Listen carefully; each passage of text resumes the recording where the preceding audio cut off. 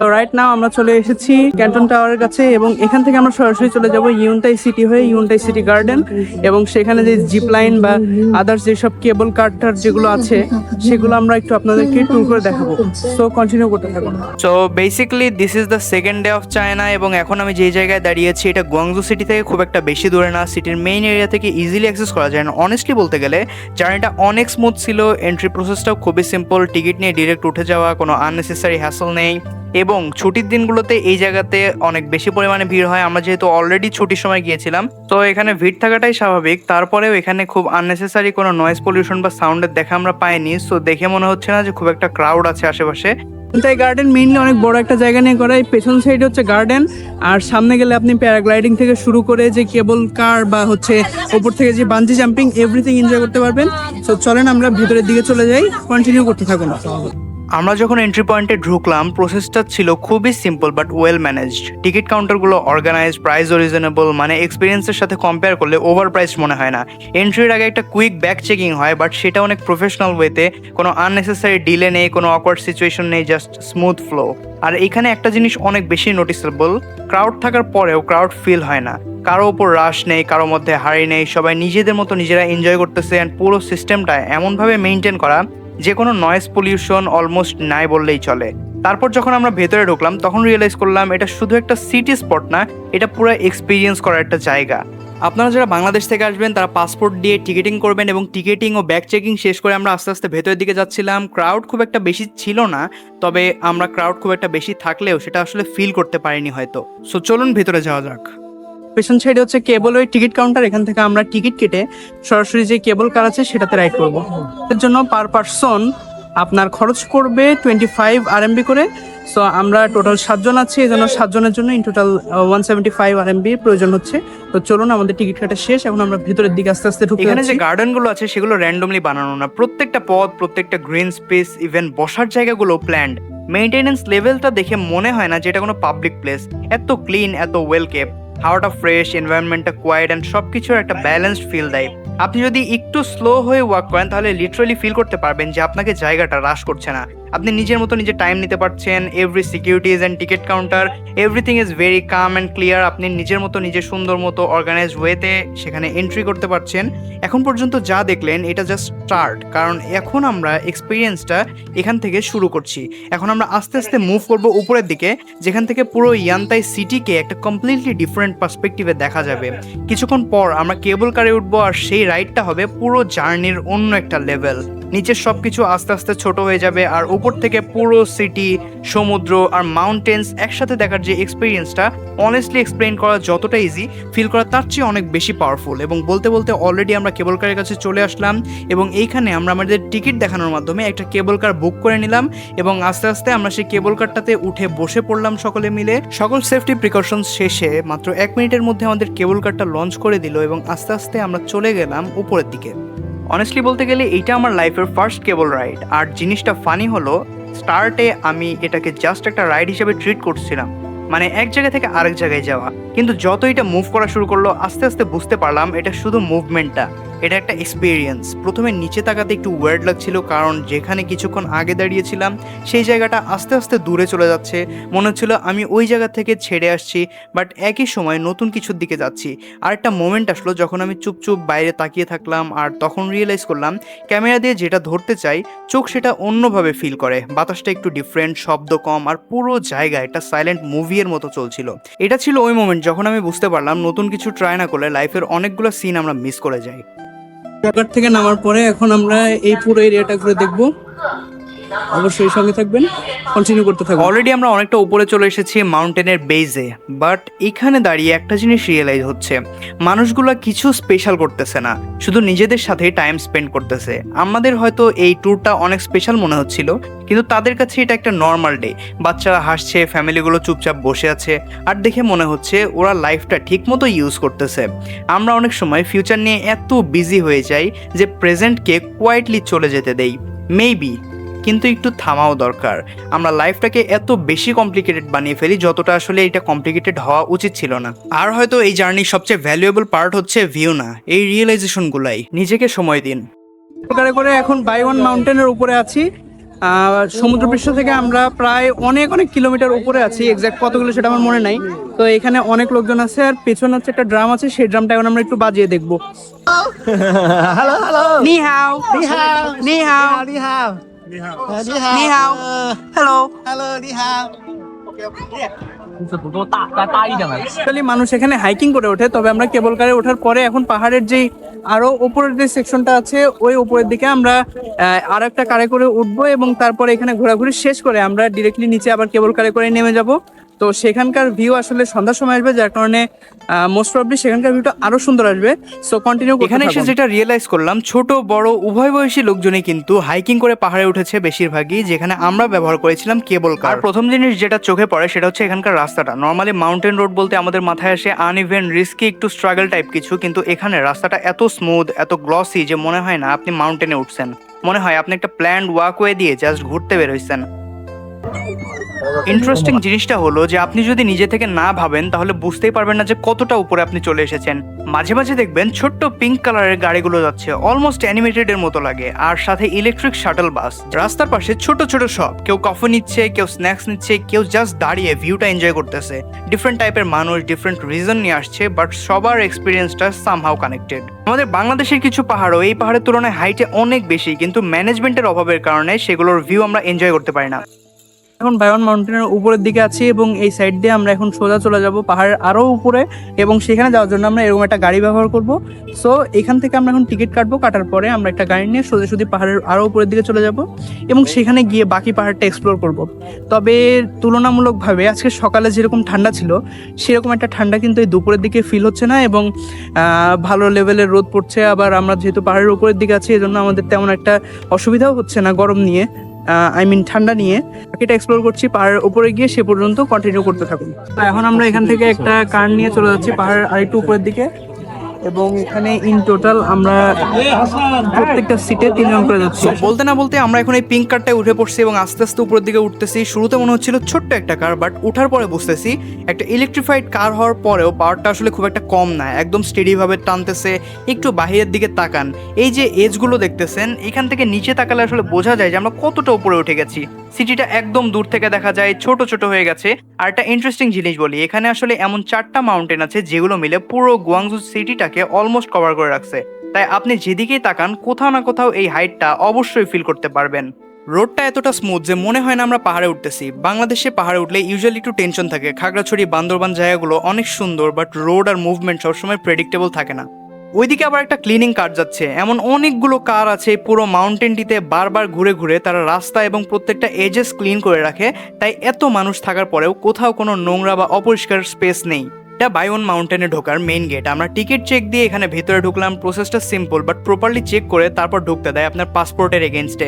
ভিতরে ঢুকে দেখতেছেন কিডসগুলো নিজের মতো খেলতেছে। ওইদিকে একটা বোর্ড আছে, ওখানে হয়তো ওরা হাইট মেজার করতেছে, কেউ কেউ ওয়েটও চেক করতেছে, অ্যান্ড তারা খুবই এনজয় করছে। এন্ট্রিটা ওভারঅল খুব ভালো, লাইট একটা ফিল দেয়। ঢোকার পরে বোঝা যায় জায়গাটা শুধু ঘোরার জন্য না, প্রপার টাইম স্পেন্ড করার জন্য। আমরা এখন ফাইনালি পাহাড়ের উপরের দিকে উঠছি, সেখান থেকে আপনাদেরকে সম্পূর্ণ ভিউটা দেখানোর চেষ্টা করব। সো চলুন যাওয়া যাক। এখন আমরা আস্তে আস্তে পিকের দিকে উঠতেছি। উঠতে উঠতে একটা জিনিস খেয়াল করতেছি, বাতাসটা অনেক ক্লিন লাগতেছে, কোনো ডাস্ট নাই, হেভি ফিল নাই, ব্রিদিংটা লাইট লাগতেছে। পথে উঠতে উঠতে একটা ফেস্টিভ্যাল টাইপ ভাইব ছিল। রাস্তায় কিছু পেইন্টিংস, লাইট, জায়গায় একটু কালচারাল ফিল দিচ্ছিল। আর কিছু জায়গায় খুব পুরনো গাছ আছে, দেখলেই বোঝা যায় অনেক বছর ধরে আছে। এনভায়রনমেন্টটা ন্যাচারালি মেইনটেইন করা। আর এখান থেকে অলমোস্ট উপরে একটু সামনে গেলে পুরো ভিউ ক্লিয়ার হয়ে যায়, যেখান থেকে আপনারা দেখতে পাচ্ছেন এখানে পুরো সিটি স্কাইস্ক্র্যাপার গুলো দেখা যাচ্ছে। 100 to 120 ফ্লোর বিল্ডিং গুলো কিন্তু এখান থেকে একদম ছোট ছোট লাগতেছে। অনেস্টলি রিয়েল লাইফে দেখলে ফিলিংটা আলাদা। পাহাড় থেকে যে প্রপার ভিউটা সেটা কিন্তু আপনি এখানে দেখতে পাবেন, এবং এই টেলিস্কোপ দিয়ে আপনি কিন্তু ডিরেক্টলি দেখতে পারবেন এক জায়গায় জুম করে। সো আমরা একটু টেলিস্কোপ দিয়ে দেখার চেষ্টা করব। আনফরচুনেটলি আমাদের কাছে কোনো স্পেয়ার কয়েন্স না থাকার কারণে আমরা টেলিস্কোপটা ব্যবহার করতে পারিনি। সো আমরা সামনের দিকে এগিয়ে যাচ্ছি। এখানে দেখতে পাচ্ছেন খুবই সুন্দর স্ট্রাকচারড একটা টোটাল ব্রিজের মতো করে করা, যেটা পাহাড়ের সাইডে করতে কিন্তু অনেক বেশি হ্যাসেল পোহাতে হয়। তারপরেও চাইনিজরা এনিহাও এটা করেছে। দরবান যাওয়ার পরে আমি এমন কিছু ব্রিজ পেয়েছিলাম, কিন্তু সেগুলো খুবই রিস্কি ছিল এবং অনেক বেশি ভাঙা ছিল। এই পোর্শনটাতে দাঁড়িয়ে আপনি ওভারঅল ফুল ভিউটা এনজয় করতে পারবেন with clean skies and skyscrapers. And already আমরা একটা প্লেন দেখতে পেলাম যেটা পাহাড়ের খুব কাছ দিয়ে যাচ্ছিল। ফাইনালি হিয়ারস দ্য ভিউ, যেখান থেকে আপনি সম্পূর্ণ শহরটা কিন্তু এনজয় করতে পারবেন, এবং the skyscrapers feel really little from here. এখান থেকে সব কিছু দেখা যাচ্ছে এবং মোটামুটি প্রায় 240 ডিগ্রি পর্যন্ত ভিউ কিন্তু এখান থেকে আমরা কভার করতে পারবো। আমরা সামনের দিকে এগিয়ে যাচ্ছি, এই ব্রিজ ধরে সোজা আরেকটু উপরের দিকে আমরা উঠে এই জায়গাটা এক্সপ্লোর করার চেষ্টা করব। সো কন্টিনিউ করতে honestly this feels really amazing because আমাদের হাঁটতেও কোনো অসুবিধা হচ্ছিল না এবং খুব সুন্দর মতো আমরা টোটাল ভিউগুলো এখান থেকে এনজয় করতে পারছিলাম এবং this feels really amazing because এটা 240 ডিগ্রি ভিউজ কভার করছে। এই জায়গাটা থেকে কিন্তু সম্পূর্ণ ভিউটা কভার হচ্ছে এবং আমরা যদি এই পজিশন থেকে একটু দেখানোর চেষ্টা করি তাহলে এইখান থেকে একটু সরে আসলে কিন্তু এখান থেকে আমরা সম্পূর্ণ যে ভিউটা সেটা কিন্তু কভার করতে পারছি এবং এটা শুধুমাত্র ব্রিজের উপর ওঠা ছাড়া কিন্তু এরকম যে স্কাই স্ক্র্যাপার্স এর ভিউ সেটা কিন্তু আপনারা কভার করতে এখন আমরা পারবেন। ব্রিজ দিয়ে উপরের দিকে উঠতেছি, রাস্তাটা খুবই স্মুথ আর এখান থেকে ভিউটা আলাদা লাগতেছে। একটু আগে কিছু চাইনিজ মঙ্কদের দেখলাম টিম হয়ে উঠতেছে, শুনলাম ওরা এখানে ট্রেনিং আর মেডিকেশনের জন্য আসে, নেচারের মধ্যে থাকলে ফোকাসটা নাকি বেটার হয়। আর চারপাশে মানুষ ছবি তুলতেছে, জায়গাটা ওভারঅল কাম, নিজের মতো করে টাইম স্পেন্ড করার মতো। From here you can enjoy the whole view and here is the frame, যেটা কিন্তু 2026 সালে নতুন করে আবার এখানে বসানো হয়েছে। আর এই দুই পাশে ছবি ওঠার জন্য খুব সুন্দর দুটো স্ট্যাচু আছে এবং এইখান থেকে আপনি সিটি স্ক্র্যাপার্স এনজয় করার পাশাপাশি এই ফ্রেমটাতে আপনি সুন্দরভাবে ছবি উঠতে The পারবেন। development was so high that even there was an escalator to ride up on the mountain. এইখানে আসার পর লিটারালি আমার নিজেকে একজন বাচ্চা মনে হচ্ছিল, কারণ এখানে একটা গাছের সঙ্গে একটা ছোট্ট স্ট্যাচু ছিল যেটার হাত দুটো আমাকে ধরে রাখার মতো প্রিটেন্ড করছিল। Here's the view from the peak of the mountain এবং এই পাশে একটা রেস্টুরেন্ট আছে যেখানে অলরেডি মানুষজন বসে খাওয়া দাওয়া করছে। সো আমরা এখন এখানকার ভিউটা এনজয় করার পরে আবার নিচের দিকে চলে যাব এবং কেবল ভিউ থেকে বা কেবল কার থেকে আমরা যে সন্ধ্যার ভিউটা আছে সেটা কিন্তু নেওয়ার চেষ্টা করব। সো এখন আমরা এই পজিশন থেকে আবার নিচের দিকে নামবো। But I am in the peak of the Baiyun mountain এবং এই জায়গাটাতে যেগুলো দেখছেন এখানে মানুষ তাদের বিভিন্ন উইশ লিখে এই জায়গাটাতে তারা কাইন্ড অফ তালা দিয়ে রেখে যায় এবং এইখান থেকে যে সম্পূর্ণ শহরের যে 360 ডিগ্রি ভিউ সেটা কিন্তু আপনারা এনজয় করতে পারবেন।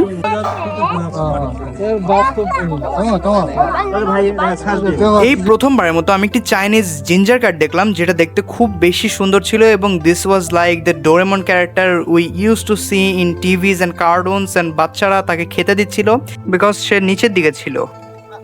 এখন আমরা কিন্তু মাটি থেকে প্রায় 2000 ফিট উপরে আছি এবং এখানে কিন্তু যদি আপনারা খেয়াল করেন তাহলে 100 থেকে 120 তলা যে বিল্ডিং গুলো আছে সেগুলো কিন্তু যথেষ্ট নিচু দেখাচ্ছে এবং যে প্লেন গুলো আছে সেগুলো কিন্তু ইউজুয়ালি যে হাইটে ওড়ে সেটা কিন্তু এখান থেকে প্রায় একদম সেম লেভেলের। সো এখন আমরা অনেকটা উপরে আছি এবং এখান থেকে কিন্তু আপনারা ডিরেক্টলি অক্সিজেনের যে লেভেলটা আছে সেটা ফিল করতে পারবেন। এই জন্য কিন্তু আরো ভালো মতো ক্লিয়ারলি বোঝা যাচ্ছে এবং ফিল করা যাচ্ছে। আর এইখানে যেই ওয়াচ টাওয়ারে যে এখানে যে এটা টেলিস্কোপটা দেখতে পাচ্ছেন এটা দিয়ে কিন্তু আপনারা তাহলে পে করে ডিরেক্টলি ভিউগুলো জুম করে এনজয় করতে পারবেন। শুধুমাত্র বায়ুন মাউন্টেনে আসতে চান তাহলে কিন্তু আপনি সব ধরনের ভিউ এনজয় করতে পারবেন না, আপনাকে স্পেসিফিক্যালি যে কেবল কারের যে সেকশনটা আছে সেখানে আসতে হবে এবং যে গুয়াংজু মেইন সিটিটা আছে সেটা কিন্তু চারপাশে যে পাহাড় আছে ঠিক তার পাহাড়ের মাঝখানে এবং ওই পাশে যদি দেখেন একটা পাহাড় আছে, এই পাশে যদি দেখেন আরেকটা পাহাড় আছে আর সবগুলো পাহাড়ে যে ওয়াচ টাওয়ার আছে সেখান থেকে সার্বক্ষণিক নজরদারি চালানো হয় এবং গুয়াংজুর মেইন শহরটা হচ্ছে সব পাহাড়গুলোর একদম মাঝখানে। এখন আমরা আস্তে আস্তে আবার নিচের দিকে চলে যাচ্ছি এবং নিচের দিকে যাওয়ার পরে এখানে আমরা একটু রেস্ট করব, কারণ আলটিমেটলি রেস্ট না নিলে কিন্তু হাঁটাহাঁটি করা যাবে না। আর এরাও কিন্তু হাইকিং করে উপরে আসছে, যতদূর দেখে মনে হচ্ছে অনেকটা টায়ার্ড। সো এখানে মোটামুটি যারা কেবল কারে করে আসে তারা টায়ার্ড কম হয়, কিন্তু যারা ডিরেক্টলি এইভাবে দেখতে পাচ্ছেন যে এইভাবে যদি হাইকিং করে আসে তাহলে কিন্তু অনেক বেশি টায়ার্ড হয়ে এখানকার যায়। বাচ্চারা কিন্তু খুবই এনার্জেটিক। এখানে দেখতে পাচ্ছেন যে একটা ছেলে তার মায়ের ছবি উঠিয়ে দিচ্ছে এবং আরেকজন তাকে ইনস্ট্রাকশন দিচ্ছে যে কিভাবে ছবির পোজিং দিতে হবে এবং ওভারঅল কিভাবে ছবিটা উঠতে হবে এবং এখানে একজন মা তার বাচ্চাকে নিয়ে হাইকিং করে পাহাড়ে উঠছে। So this is amazing. দিকে অনেকক্ষণ টাইম পাস করার পরে এখন আমরা এখান থেকে একটা গাড়ি নিয়ে ডিরেক্টলি চলে যাব কেবল কারের কাছে এবং কেবল কার স্টেশন থেকে কেবল কারে করে আবার ব্যাক যাব। সো কন্টিনিউ করতে থাকুন। নিচে নামার জন্য কিন্তু টিকিট কেটে ফেলেছি এবং এখান থেকে আমরা গাড়িতে করে ডিরেক্টলি নিচের দিকে যাব এবং নিচের দিকে যে কেবল কার আছে সেটাতে করে উঠে আমরা পাহাড় থেকে নেমে যাব। আবারও আমরা এই পিঙ্ক কারটায় উঠছি, কিন্তু এবার নিচের দিকে নামার জন্য। ওঠার সময় যেমন লাগছিল নামার সময় সেম স্মুথ ফিল, কোনো ঝাঁকুনি নাই, একদম স্টেডি নামবে। ওঠার পর একটু সেফটি ইনস্ট্রাকশনস দিল, কিভাবে বসতে হবে, হাত বাইরে না দিতে, এই বেসিক জিনিসগুলো ক্লিয়ারলি বলে দেয়। ছোট জিনিস বাট ইম্পর্টেন্ট। আরেকটা জিনিস আবারও চোখে পড়তেছে, এই জায়গাটা কতটা ক্লিন রাখা হয়। এত মানুষ ওঠানামা করতেছে কিন্তু কোথাও নোংরা লাগে না, বাতাসটাও ফ্রেশ। বাংলাদেশের খাগড়াছড়ি, বান্দরবান ওই দিকগুলো অনেক সুন্দর, পাহাড়গুলো অনেক উঁচু, এটা নিয়ে কোনো ডাউট নাই, কিন্তু অনেক সময় রোড, গাড়ি, মুভমেন্ট সব কিছু একটু আনপ্রেডিক্টেবল হয়ে যায়। অনেক ক্ষেত্রে রোড অ্যাক্সিডেন্টসের কাহিনীও ঘটে, কিন্তু এখানে জিনিসটা আলাদা।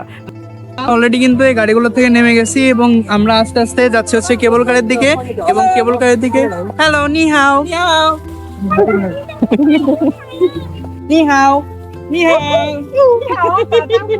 নি হাও তো আমরা এখন কেবল কারের দিকে যাচ্ছি এবং কেবল কারের দিকে যাওয়ার পরে সেখান থেকে আমরা ডিরেক্টলি কেবল কারে করে পাহাড় থেকে নিচের দিকে নামবো এবং আশেপাশের যে স্কাই স্ক্র্যাপার গুলো আছে সেগুলোর ভিউ কিন্তু আমরা সেটার মাধ্যমে পেয়ে যাব। চাইনিজ বাচ্চারা কিন্তু খুবই ফ্রেন্ডলি হয়ে থাকে এবং দে আর সুপার এনার্জেটিক। এত কষ্ট করে হাইকিং করে পাহাড়ে ওঠার পরেও দে আর নেভার টায়ার্ড অফ দিস এবং তারা কিন্তু বিষয়গুলো খুব এনজয় করে। আমরা কিন্তু আবার সেম স্পটে চলে আসলাম যেখান থেকে আমরা শুরু করেছিলাম। ঠিক এই জায়গাটাতে কিন্তু আমরা শুরু করেছিলাম এবং এখান থেকে আমরা সামনের দিকে যাওয়ার পরে সেখান থেকে কিন্তু আমরা সেই ট্রামটা নিয়ে উপরের দিকে গেছিলাম। এখন আবার নিচের দিকে আসছি এবং আমরা যে ইভিনিং ভিউটা আছে সেটা কিন্তু আমরা এনজয় করার জন্য এই টাইমটাতে চলে আসলাম। এবং বিকালের পর থেকে যদি আমরা কেবল কারে করে নিচের দিকে রওনা দেই তাহলে কিন্তু আমরা একদম প্রপার যে ভিউটা সন্ধ্যার দিককার সেই সানসেট ভিউটা কিন্তু আমরা পাবো। আপনারা হয়তো ব্যাকগ্রাউন্ডে একটা মিউজিক শুনতে পাচ্ছেন। সো এখানে চাইনিজ একটা কালচারাল অনুষ্ঠান হচ্ছে এবং লাকিলি আমি এই অনুষ্ঠানটা আপনাদেরকে দেখাতে পারবো। তো ডিরেক্টলি আমি ক্যামেরায় থাকা অবস্থায় সামনের দিকে চলে যাচ্ছি। এই যে পেছন সাইডে যে স্টেজটা দেখতে পাচ্ছেন এই জায়গাটাতে একটা কালচারাল অনুষ্ঠান হচ্ছে। কালচারাল প্রোগ্রাম আমরা শেষ করে এসে তারপরে আমরা এখান থেকে ডিরেক্টলি চলে যাচ্ছি কেবল কারের কাছে এবং এই কেবল কারে করে আমরা আবার নিচের দিকে চলে যাব। অলরেডি আমরা ডাউন স্টেয়ার্স নামতেছি আর নিচে আরো লোকজন দাঁড়িয়ে আছে। সবাই মিলে একসঙ্গে কেবল কারে ওঠার পরে সেখান থেকে আমরা যেই বিকালের ভিউটা আছে সেটা এনজয় করব এবং যদি আমাদের লাক ভালো থাকে তাহলে আমরা সেখান থেকে সানসেট এনজয় করতে পারি। তো কন্টিনিউ করতে থাকুন। আমরা কিন্তু অলরেডি কেবল কারে উঠে পড়েছি এবং এই কারটাতে শুধুমাত্র আমি আছি আর এই যে এই পাশে একজন আছে আর সামনের দিকে আরেকজন আছে এবং এখান থেকে কিন্তু আমরা সম্পূর্ণ স্কাই স্ক্র্যাপার্স এর যে ভিউটা আছে সেটা কিন্তু এনজয় করতে পারছি।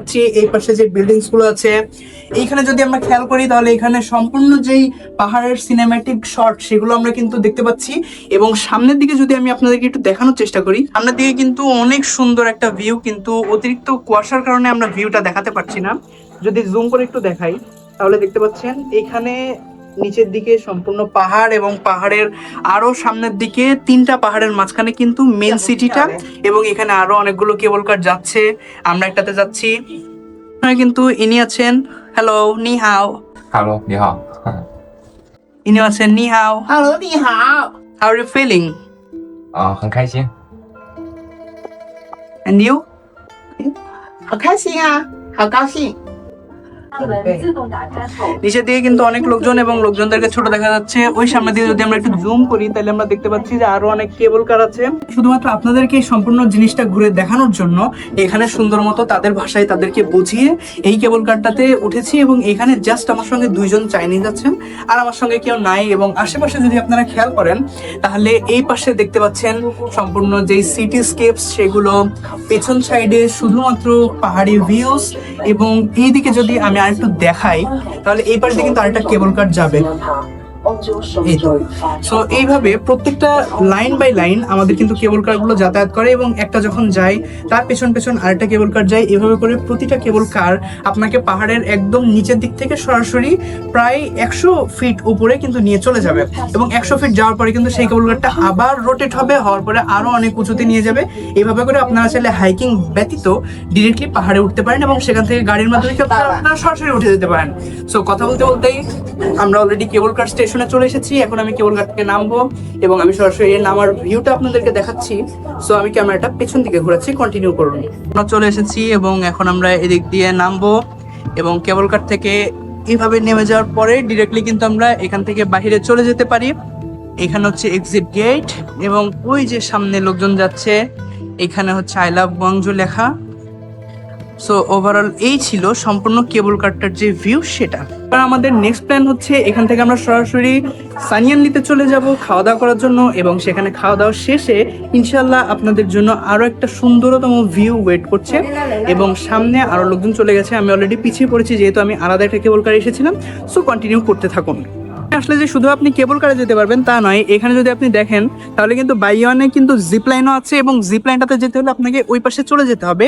সেটা হচ্ছে সোজা এসে ডান দিকে যে পজিশনটা আছে সেখান থেকে আপনি জিপ লাইনে করে সরাসরি নিজের শরীরের সঙ্গে জিপিং করে সেখানে কেবলের মাধ্যমে এক পাহাড় থেকে আরেক পাহাড়ের উঁচুতে চলে যেতে পারেন। আর যদি আপনি মনে করেন যে আপনি জিপ লাইনের জন্য পারদর্শী নয় বা আপনার হচ্ছে হাইটের জন্য কোনো ফোবিয়া আছে, অতিরিক্ত হাইট আপনি দেখতে পাচ্ছেন না, সেক্ষেত্রে আপনি চাইলে কেবল কার যেটা আছে সেটাতে করে আপনি চাইলে পাহাড়ের যে ভিউটা আছে, যে সিনেমাটিক একটা শট আছে, যে সিনেমাটিক একটা সিচুয়েশন আছে, যে মনুমেন্ট আছে সেটা কিন্তু আপনি এনজয় করতে পারেন এবং এখানে আপনার যেই খরচটা সেটা কিন্তু আপনাকে একটু করতেই হবে, কারণ যদি আপনি বাই ওয়ান মাউন্টেনে এসে সামান্য কিছু টাকা খরচ করে কেবল কারে না ওঠেন, তাহলে আপনি পাহাড়ের যে প্রকৃত সৌন্দর্য সেটা কিন্তু আপনি ফিল করতে পারবেন না। এই জন্য অবশ্যই আপনাকে বাই ওয়ান মাউন্টেনে আসলে কেবল কারে উঠতেই হবে। সো কন্টিনিউ করতে থাকুন, আমরা এখন এখান থেকে বের হয়ে যাচ্ছি, বের হয়ে সামনের দিকে এখান থেকে আমরা সিকিউরিটি পারপাস মেনটেন করে আবারও আমাদের ব্যাগ অ্যান্ড লাগেজগুলো চেকিং করার পরে এখান থেকে আস্তে আস্তে বের হয়ে যাচ্ছি এবং সামনের দিকে গিয়ে আমরা সরাসরি ইয়ান্তাই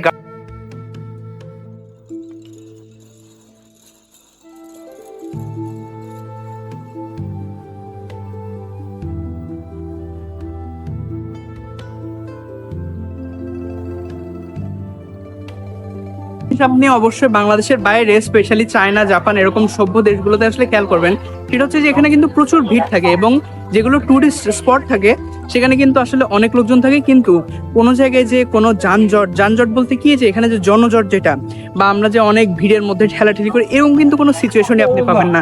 এই জায়গাটাতে কিন্তু অনেক লোকজন আছে, আপনি ফিল করতে পারছেন কিনা জানি না, তবে এখানে হিউজ লেভেল অফ পিপল, কিন্তু কেউ কিন্তু ঠেলাঠেলি করছে না, তারা সবাই লাইন মেনটেন করে চলছে। এবং এই পজিশনটাতে দেখেন এখানেও কিন্তু অনেক লোকজন আছে এবং গেটটা তুলনামূলক ছোট, কিন্তু কোনো ঠেলাঠেলি নেই।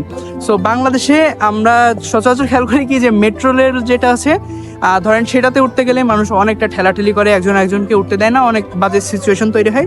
কিন্তু বাইরে যখন আপনি ঘুরতে আসবেন তখন এই সকল বিষয়গুলো কিন্তু আপনাকে খুবই বেশি, মানে এই জিনিসগুলো আপনাকে খুব বেশি স্যাটিসফাই করবে। সো কন্টিনিউ করতে থাকুন। আমরা লাইন বাই লাইন একসঙ্গে ইয়ংতাই গার্ডেনে যাচ্ছি এবং পেছনে আরো অনেক বেশি লোকজন আছে। সামনের দিকে আস্তে আস্তে আমরা এই লাইনটা ক্রস করে চলে যাচ্ছি ইয়ংতাই গার্ডেনের দিকে। সো চলুন আমরা গার্ডেনের ভিতরের ভিউটা এনজয় করতে থাকি, কন্টিনিউ করতে থাকুন।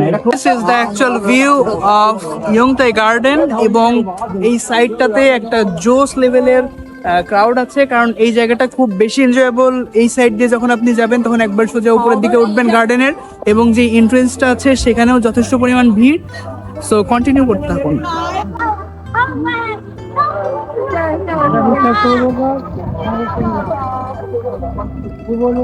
পাশে যত রকম ফুল এই পৃথিবীতে মোটামুটি এক্সিস্ট করে, সব ধরনের ফুল এখানে হালকা পাতলা করে রাখার চেষ্টা করা হয়েছে। এবং এই পাশে যে যত রকম ফুল আছে, every flowers in the world, আর মোটামুটি বলা যায় যে এখানে আছে আর কি।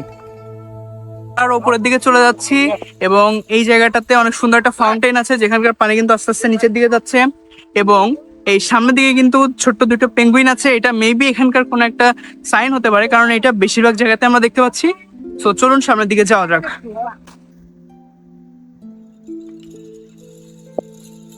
Mountain is very special and guess what is more special? This place, because এখানে সবাই ছবি উঠছে।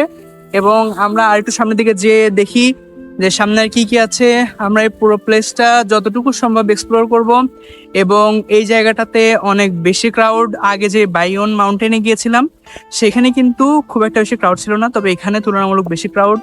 আর এই পাশে একটা ছোট লেক আছে এবং এইখানেও একটা ছোট ফাউন্টেন আছে। এখানে একটা ট্রেডমিল আছে, উইন্ডমিল আছে। And that's all. সম্পূর্ণ সাইডটা কিন্তু মাউন্টেন, আর এই জায়গায় আছে একটা ফাউন্টেন। এই পাশে সম্পূর্ণ একটা কাইন্ড অফ ওল্ড একটা ভিন্টেজ ভিউ দেওয়ার মতো চেষ্টা করা হয়েছে। এবং এই সাইডে একটা উইন্ডমিল আছে। আর ওই জায়গাটাতে কিন্তু অলরেডি আমরা ঘুরে এসেছি, ওখান দিয়ে যেই কেবলের যেই কারগুলো আছে সেগুলোতে যেতে হয়। এবং এখানে অনেকগুলো কালারফুল ফিশ আছে, আমি যদি একটু জুম করে দেখাই, অনেক ফিশেস। অ্যান্ড বাচ্চারা কিন্তু মাছগুলোকে খেতে দিচ্ছে। And they are very excited, কারণ এই মাছগুলো আসলে অনেক এক্সাইটিং। ওই সাইডে যে ফাউন্টেনটা আছে সেটাও ছবি তোলার জন্য ভালো, আবার এই পাশে যে ফ্লাওয়ারের যে গার্ডেনের স্ট্যাচু করা আছে সেটাও ছবি ওঠার জন্য ভালো। Overall this place is the best suitable place. যদি আপনি ইয়ান্তাই গার্ডেনে আসেন তাহলে এখানে ছবি ওঠার জন্য। এত দুর্লভ সংগ্রহ এরা কিভাবে যে সংগ্রহ করছে, আদি এখন ইয়ংতাই গার্ডেন শেষ করে নিচের দিকে যাচ্ছি। এবং নিচের দিকে যাওয়ার সাথে সাথে কিন্তু আমরা অনেকটা টায়ার্ড হয়ে গেছি এবং আমাদের খিদাও লেগে গেছে। সো নিচে যাওয়ার পরে ইনশাল্লাহ দেখি আমরা খাওয়া দাওয়া করব এবং আপনারা ভিউগুলো এনজয় করতে থাকুন। To be continued. আমি আছি ইয়ংতাই ব্রিজের উপর এবং এখান থেকে নিচের দিকে হচ্ছে মেইন রাস্তাটা, এবং এই ব্রিজ দিয়ে এই পাশ থেকে এই পাশে যাইতে হবে। সো চলুন কন্টিনিউ করতে তো থাকি। এই ছিল পুরো জার্নিটা, পাহাড়, ভিউ, রাইড সবকিছু এক্সপ্লোর করার পর এখন আমরা যাচ্ছি সানিয়ানলি। এখানে অনেক বাঙালি মানুষ থাকে, এখানে গিয়ে একটু নিজের দেশের খাবার খাবো। একটা আলাদা ফিলিং থাকে বাইরে থেকেও নিজের জিনিস খুঁজে পাওয়া। এই ট্রিপটা আমাকে একটা জিনিস বুঝিয়েছে, জায়গা যত সুন্দর হোক আসলে এক্সপিরিয়েন্সটা আসে কিভাবে আমরা সেটাকে দেখি এবং এক্সপিরিয়েন্স করি। আমরা অনেক সময় ভাবি লাইফ এনজয় করার জন্য পারফেক্ট সময় লাগবে, কিন্তু অনেস্টলি মোমেন্টটা ধরে রাখতে পারলে এনাফ। নতুন জায়গা দেখেন, নতুন কিছু ট্রাই করেন, কিন্তু নিজের মানুষ, নিজের ফিলিং এগুলো কখনো মিস করবেন না। আজকের মতো এখানেই শেষ, আবার দেখা হবে নেক্সট জার্নিতে।